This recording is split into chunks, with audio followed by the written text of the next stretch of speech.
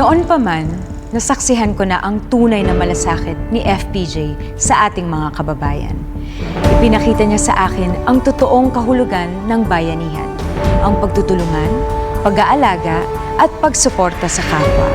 Nakakataba ng puso na naipagpatuloy ng FPJ Panday Bayanihan ang pagbibigay pag-asa, tulong at kalinga na pangarap ni FPJ para sa mga mamamayan. Handa na kaming patibayin pa ang aming misyon. Ang tunay na FPJ Panday Bayanihan Party List ay walang uurungan na dagok o kalamidad at laging nandyan para taus-pusong tumulong sa iyo.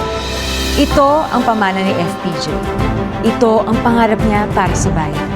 Sama-sama tayo para sa mas maliwanag na kinabukasan ng bawat Pilipino.